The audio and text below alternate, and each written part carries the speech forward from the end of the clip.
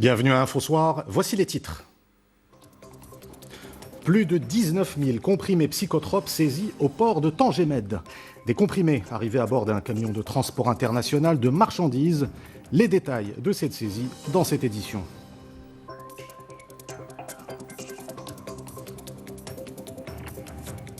Suite à l'intervention marocaine menée à Guerguerat sur instruction royale pour mettre fin aux agissements du Polisario, les liaisons commerciales ont pu reprendre entre le Maroc et la Mauritanie. Dans ce journal, les réactions à Nouakchott d'universitaires et de journalistes. Face à la baisse attendue des températures, le comité provincial de veille et de suivi se réunit à Ouarzazate pour mettre en œuvre le plan d'atténuation des effets de la vague de froid. Il s'agit de mobiliser tous les moyens logistiques et humains et d'assurer la rapidité des interventions dans les zones touchées. Le cinéma maghrébin sera bientôt à l'honneur à Oujda. La ville accueille à partir du 25 novembre prochain la 9e édition du Festival maghrébin du film. Une édition qui se déroulera dans un format entièrement numérique en raison de la crise sanitaire. Madame, Monsieur, bonsoir. Nous débutons cette édition par cette saisie de plus de 19 000 comprimés psychotropes au port de Tangemed, des comprimés arrivés à bord d'un camion de transport international de marchandises. Les détails de cette saisie dans ce reportage de Sdir Benzina, le récit de Rita Saha. Ce chien d'intervention a eu un flair exceptionnel. Il a conduit son maître, un policier issu de la brigade cynotechnique, droit vers ce camion de transport international de marchandises. Après avoir été fouillés, les éléments de la DGSN y découvrent pas moins de 19 200 comprimés de Rivotril, un puissant hypnotique dangereux pour la santé, destiné au trafic de psychotropes. Cette importante cargaison en provenance de l'Espagne, arrivée à bord d'une liaison maritime, était dissimulée dans l'une des cabines du véhicule.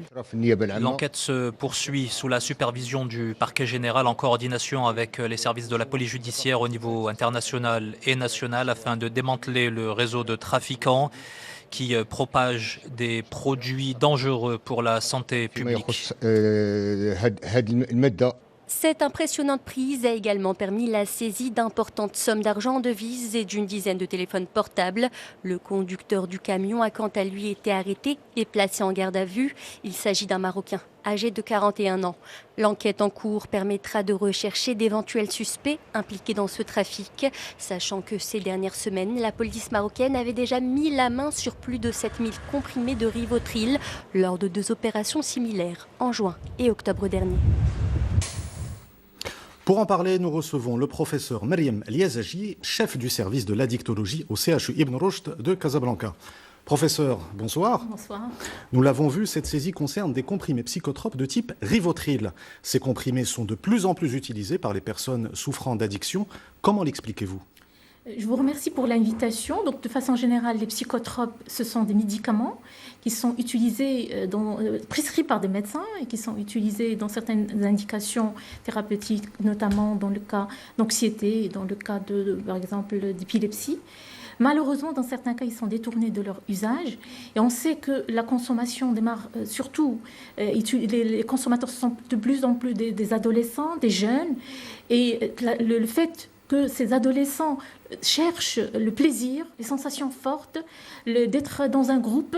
Et aussi, il y a une fragilité cérébrale qui est là. Donc l'installation, ce qui pourrait donner après une addiction, parce qu'il y a le contact avec le produit, il y a la fragilité cérébrale, et ça pourrait interférer avec le développement du cerveau et notamment donner un problème d'addiction après.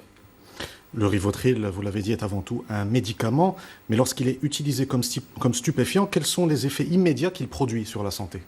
Donc le Rivotril, Bola Hamra ou Qarqobi, donc c'est en principe c'est un médicament, mais quand il est utilisé chez les jeunes, au début ça donne une sensation de plaisir forte.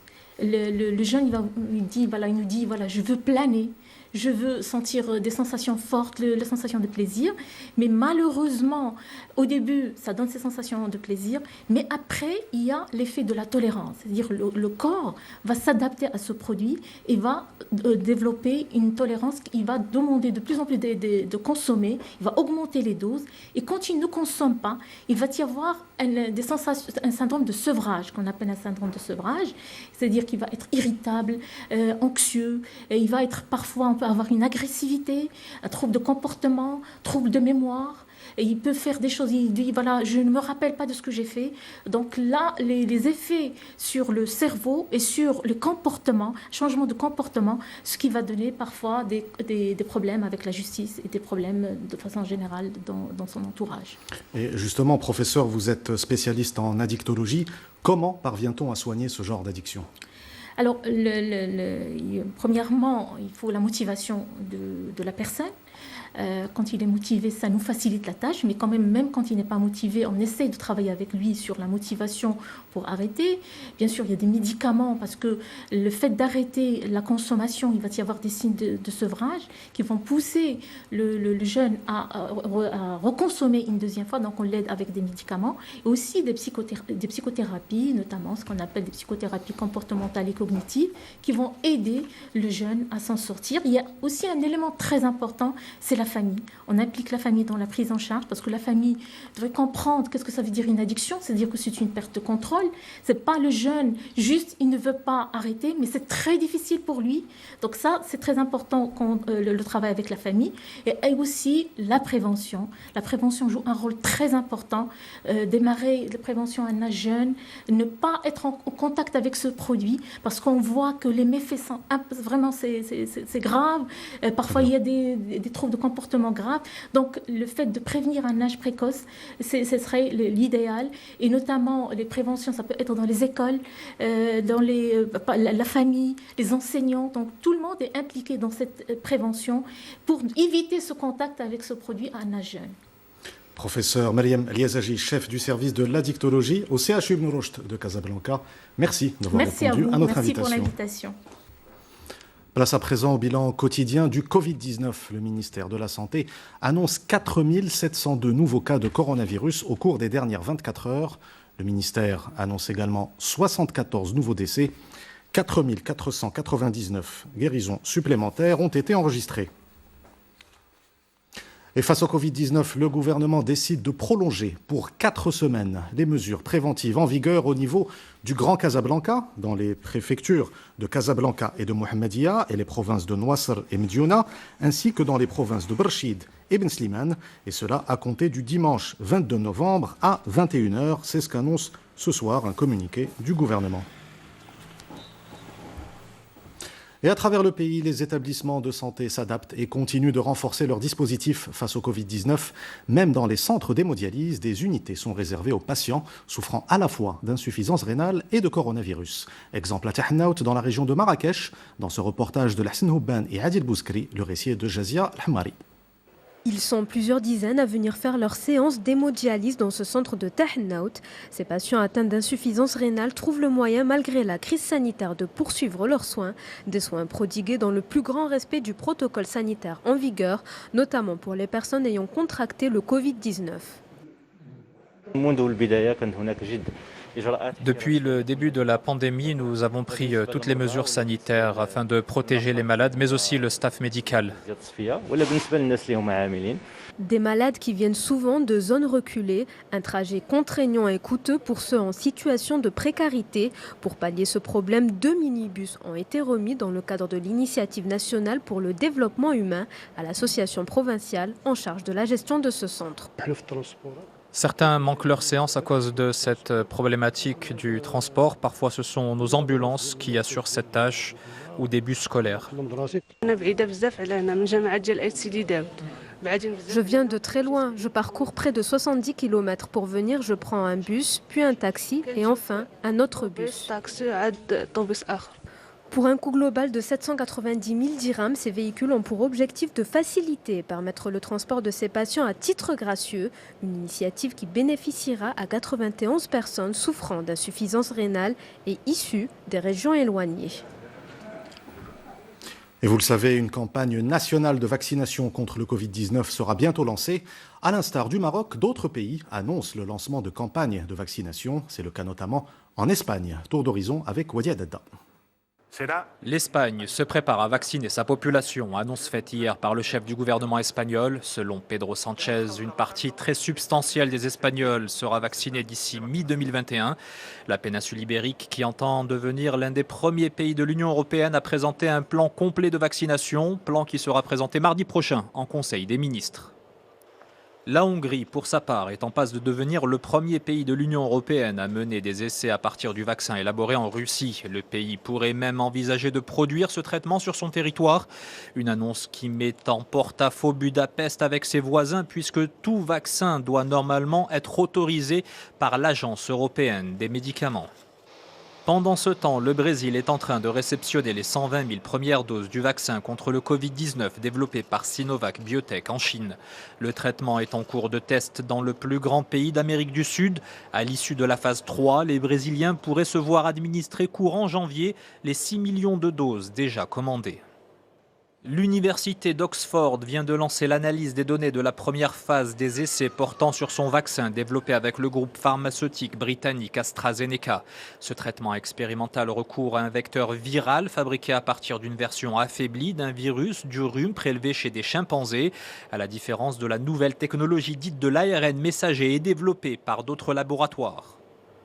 Des laboratoires comme Pfizer et BioNTech qui viennent de déposer auprès de la Food and Drug Administration américaine une demande d'autorisation d'utilisation d'urgence de leur vaccin contre le coronavirus. Leurs dirigeants espèrent débuter la distribution de leurs remèdes d'ici la fin de l'année aux États-Unis ou dans l'Union européenne, sachant que des centaines de millions de doses ont déjà été réservées à travers le monde. Et la pandémie de coronavirus est l'un des thèmes du sommet du G20 à Riyad. Présidé par l'Arabie Saoudite, les travaux du sommet se déroulent en vidéoconférence en raison du Covid-19. Les thèmes de l'énergie, du climat et de l'économie numérique figurent également à l'ordre du jour. Direction le Burkina Faso qui élit demain son président. 6,5 millions de Burkinabés sont appelés aux urnes. Ils devront départager 13 candidats. Les enjeux de cette élection avec Jazia Al-Hammari. C'est dans le plus grand stade de la capitale Ouagadougou que Roch Marc Kaboré a donné son dernier meeting de campagne hier. Devant des dizaines de milliers de militants, le président sortant s'est montré rassurant, notamment dans ses propos. Je voudrais dire que nous voulons regarder l'avenir. L'avenir pour construire un Burkina de sécurité. L'avenir pour permettre aux nombreux déplacés de regagner leurs terres. L'avenir pour faire en sorte qu'il y ait une meilleure santé. L'école, une école performante au service de notre pays. Dernier meeting aussi pour Edi Komboigo. Écarté du scrutin en 2015, le candidat du parti de l'ex-président Blaise Compaoré apparaît plus déterminé que jamais.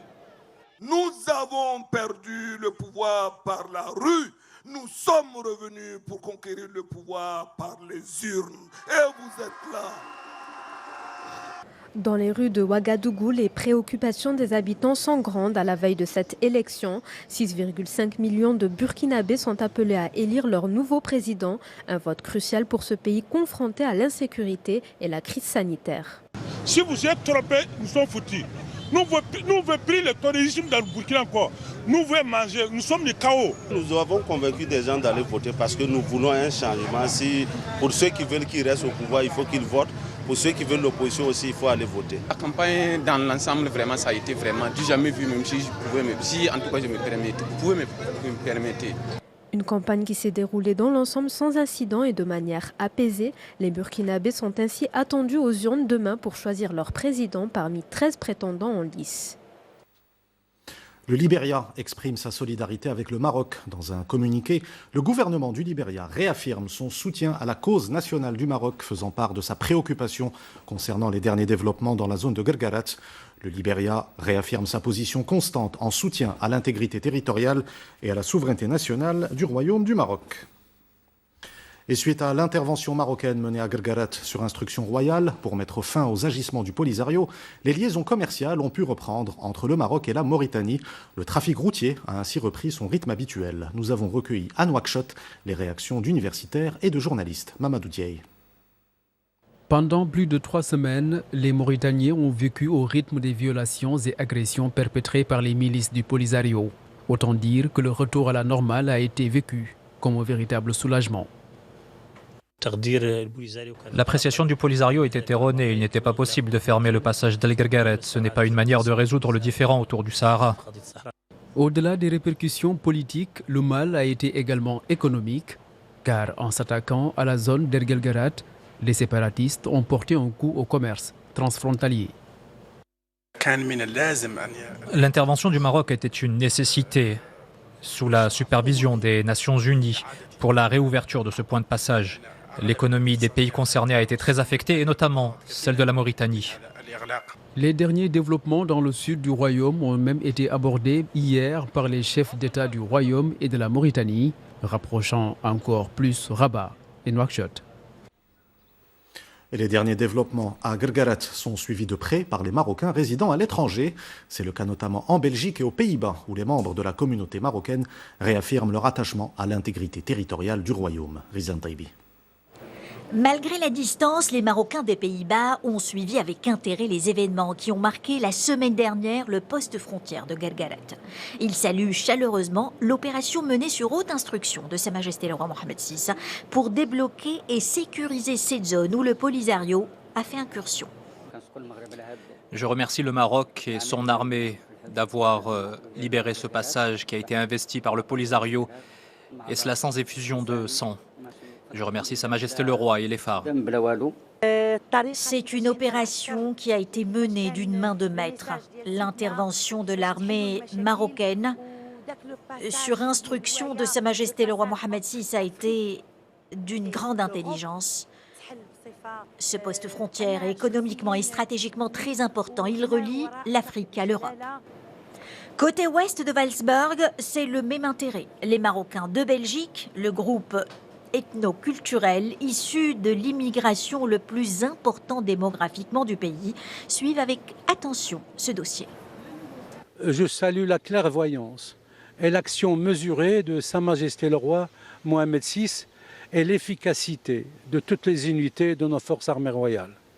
Ils ont agi en un temps record pour déloger les perturbateurs du trafic entre l'Europe et l'Afrique. J'exprime toute ma solidarité avec nos militaires courageux qui ont fait acte de bravoure en libérant le poste frontière grâce aux instructions de Sa Majesté le roi Mohamed VI. La diaspora marocaine de toute l'Europe, en particulier d'Espagne et de France, qui compte plus de 2 millions de Marocains, se félicite également de l'opération menée par les phares sur instruction de Sa Majesté le roi. Et dans la province d'Aousserd, près de la frontière mauritanienne, de nombreux projets de développement sont lancés à Birgendouz, équipements, routes et activités génératrices de revenus, mais aussi des infrastructures sportives destinées aux jeunes de la région. Reportage Hassan Lohmadi et Nizar Bouhout, le récit est de Rizlan Taibi. Les enfants de Birgendouz se donnent rendez-vous dans ce centre pour faire du sport. Une unité qui dispose de tous les équipements nécessaires pour jouer au football, au basketball ou faire de la gymnastique. Le centre est spacieux, il est tout neuf. Je viens avec mes amis pour faire du sport. C'est la première unité du genre à Birgendouz. Elle permet aussi aux maires de se divertir et aux associations de se réunir pour travailler. L'unité a coûté 3 millions de dirhams, mais elle comporte aussi un espace de puériculture. Le secteur de la jeunesse et des sports a bénéficié d'une attention particulière. Ce centre a été réalisé grâce au partenariat avec la préfecture d'Aousserd, la région de Dakhla Oued Dahab et la commune de Birgendouz. Une salle couverte et un grand stade verront bientôt le jour à Birgendouz grâce à une enveloppe budgétaire de 25 millions de dirhams. Direction à présent la région de Ouarzazate. Face à la baisse attendue des températures, le comité provincial de veille et de suivi s'est réuni pour la mise en œuvre du plan d'atténuation des effets de la vague de froid, avec un double objectif, mobiliser tous les moyens logistiques et humains et assurer la rapidité des interventions dans les zones touchées. Reportage Nzaba Azizi et Hassan Belalim, le récit est de Sarah Jabri. Des neigeuses, tractopelles et pendeuses sont mobilisées par la délégation provinciale de l'équipement et du transport à Ouarzazate pour faire face aux effets de la saison hivernale. Nous sommes mobilisés sur un tronçon routier de 100 km Et pour assurer des interventions rapides et efficaces, nous avons à disposition 13 engins de déneigement. Une mobilisation qui s'ajoute à la batterie de mesures proactives présentées lors de la réunion du comité provincial de veille et de suivi. Priorité accordée au secteur de la santé et de l'enseignement dans le cadre du plan d'atténuation des effets de la vague de froid dans le contexte de la pandémie. La délégation provinciale de la santé a prévu de renforcer l'action des unités médicales mobiles avec la programmation de 112 sorties, en plus de l'organisation de plusieurs mini-campagnes médicales.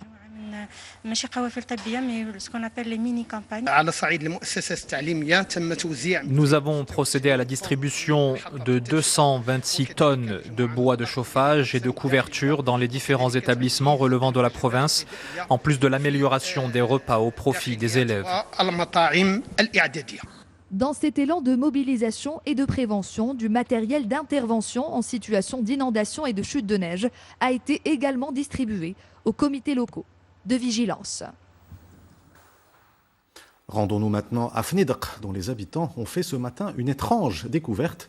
Ils ont retrouvé un cétacé qui s'est échoué sur la plage de Fnideq. Il s'agit d'un cachalot nain, un cétacé d'une longueur de 2 mètres.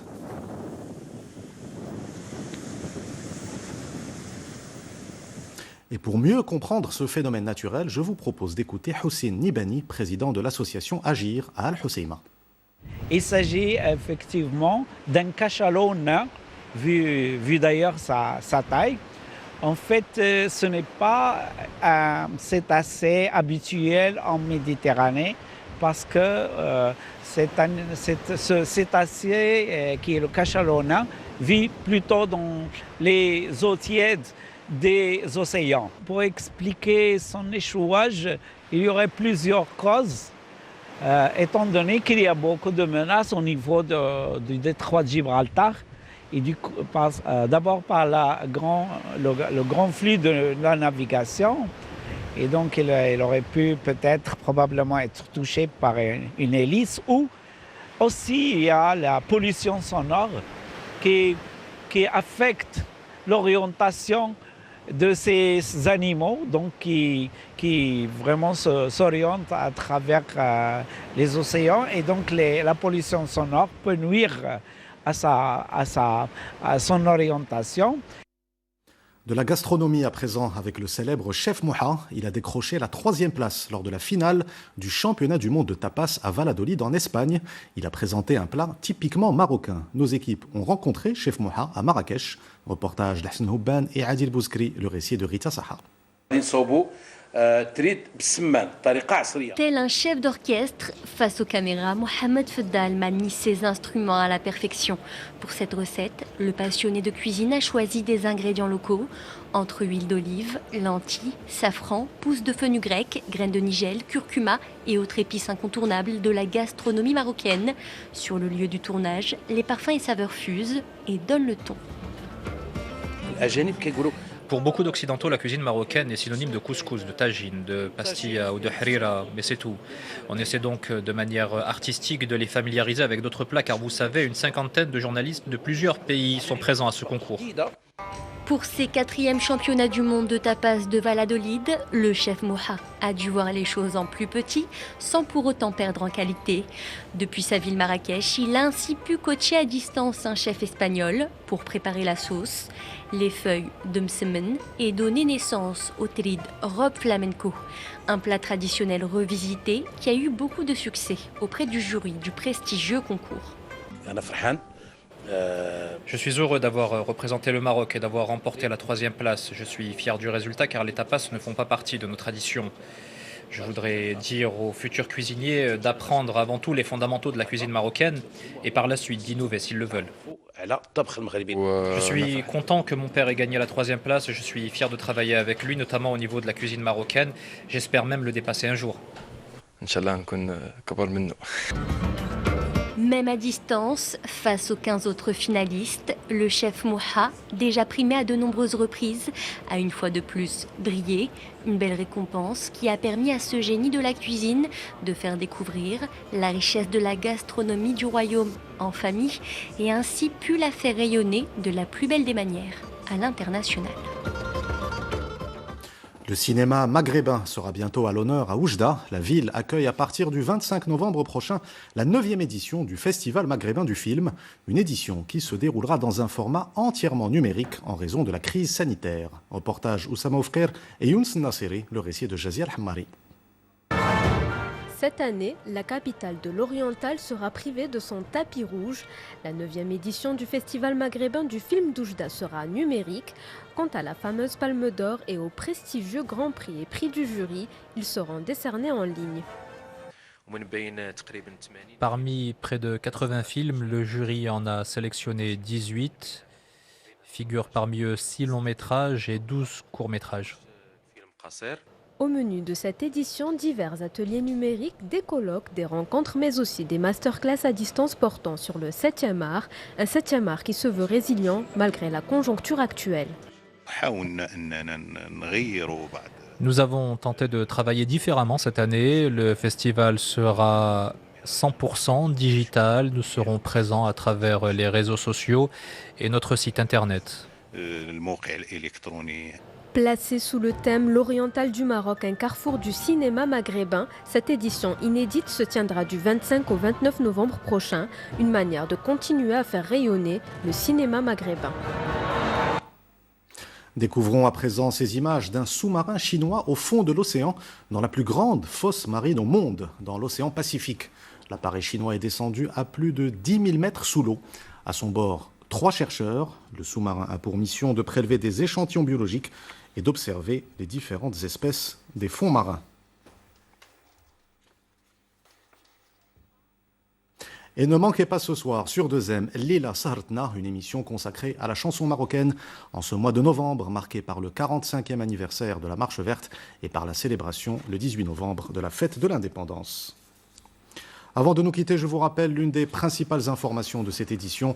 Face au Covid-19, le gouvernement décide de prolonger pour 4 semaines les mesures préventives en vigueur au niveau du Grand Casablanca, dans les préfectures de Casablanca et de Mohammedia et les provinces de Noasr et Mediouna, ainsi que dans les provinces de Barchid et Ben Slimane, et cela à compter du dimanche 22 novembre à 21h. C'est ce qu'annonce un communiqué du gouvernement. C'est la fin de cette édition. Vous retrouvez tout à l'heure Hossein Ouzik pour Al-Masaïa. Quant à moi, je vous dis à demain. Excellente soirée sur 2M.